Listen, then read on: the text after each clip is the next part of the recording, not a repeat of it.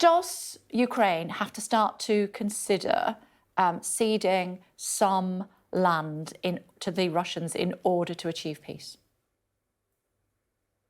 Well, I think President Zelensky is doing a fantastic job. He's leading his country extraordinarily well, and they're fighting with huge determination. I think we can all recognize that. I think they are now realizing that they're going to have to increase their operations in the east of the country. That's clearly where the Russians are now going to concentrate their efforts. And it's very good to hear that NATO yesterday, ministers met and agreed to up the sanctions, and many countries bilaterally are supporting Ukraine with more weapons.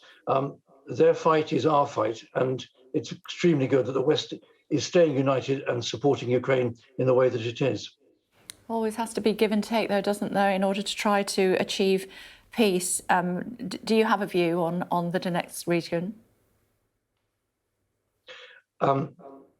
Okay, unusually, I couldn't quite hear your question. Could you be kind enough to say it again? Sorry, yes, I said there always has to be give and take when it comes to try to achieving peace.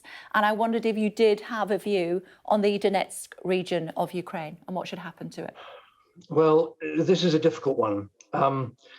It is a fact that many who live in the Donbas region, those two provinces, are Russian speakers, of course they are, and many of them are focused and oriented towards Russia.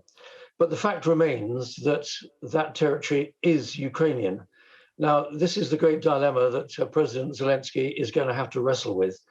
Is he going to insist that every square kilometer of Ukrainian soil remains Ukrainian soil?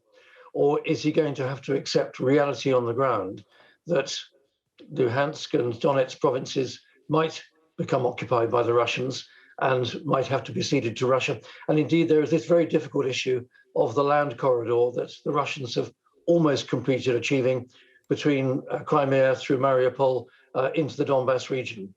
And this, I think, is the great dilemma for Ukraine. It's the great dilemma for the West. Do they compromise and allow those eastern provinces and that corridor to go to Russia? Or do they hold out? Do we hold out, continuing to support Ukraine, maybe the West having to up its support in a military sense to Ukraine and insisting that every square kilometer of Ukrainian territory remains Ukrainian? That is a huge dilemma. And I don't think that people have got the answer to that one yet. And as far as Odessa is concerned, we know, of course, that it's a port city, incredibly important to Ukraine. We were speaking to yesterday just to Tobias Elwood, and he was saying that we need to patrol that. The UN needs to patrol that region on behalf of Ukraine. Do you agree? Well, Odessa is extraordinarily important. Odessa must remain in Ukrainian hands. It'll be their only major port to get their exports, particularly their wheat grain exports, out into the international sea lanes. So that is extraordinarily important. But you raised an interesting point, whether there should be a third force, an intervention at some point in Ukraine. It would be unacceptable to the Russians, certainly, for it to be a NATO force. But it's conceivable there could be some kind of longer-term peacekeeping force, third force, under the United Nations flag. People aren't really talking about that at the present moment, but it may be that there has to be some form of policing, some form of international objective, independent observation of whatever ceasefire line eventually is agreed, whether it's in the east, whether it's along the Crimea line, or wherever it is. It's something that may have to be thought about in future in order to have some kind of independent monitoring of what is going on for the future. I understand that, but what about now, my lord? What do you think should be happening in the Black Sea now?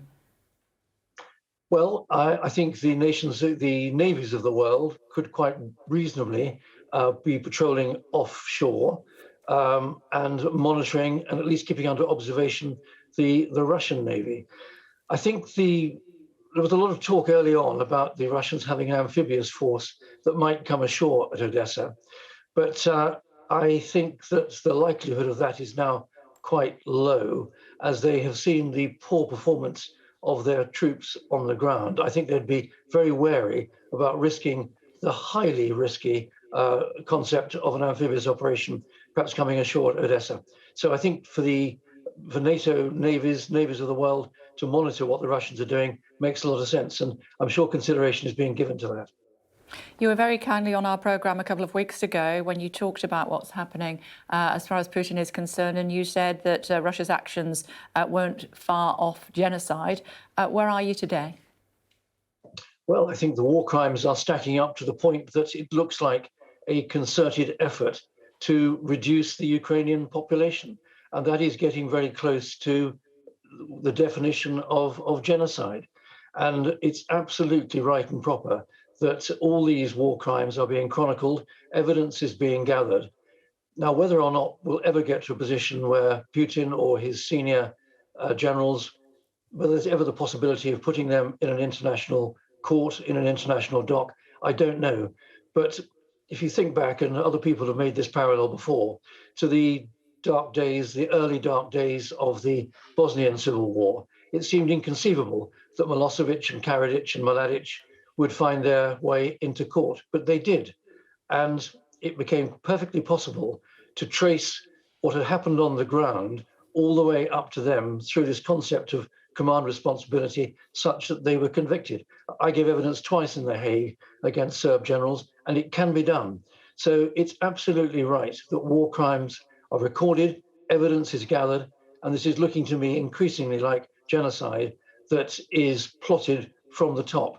And the top, therefore, must bear responsibility and maybe one day, even if not in a physical court, in the court of history, be condemned. We know that, my lord, that you've passed on your philanthropy to your son, and he does a lot of charity work, particularly with Ukraine and, of course, Afghanistan as well. I wonder what your view is on what we're doing up to now to bring Ukrainian nationals into the United Kingdom. I think I read something this morning saying as of last week it was 500. Well, we've got to do more, we've got to do better, we've got to act more quickly. Now, the British government has set up a scheme. I've looked into the detail of the scheme, and the scheme is there, but we've got to be more agile, we've got to move more quickly. I live in Norfolk. The editor of the Eastern Daily Press, David Poles, was in Ukraine on the Polish border last week and made contact with a large number of refugees who want to come to this country. And there's a team out there helping them do the paperwork and get here. But we should be much more agile, much more quick about it in order to get those people who are traumatized to places of safety and welcome them to this country. The government has put a scheme in place, but they've got to fire it up. They've got to speed it up. They've got to do better. We owe it to those people who have become victims and survivors of that war which the Ukrainians are fighting, but they're fighting it on behalf of all of us for freedom and the rule of law. We've got to do better. We've got to move more quickly to help more people. Okay, thank you. Thanks a lot.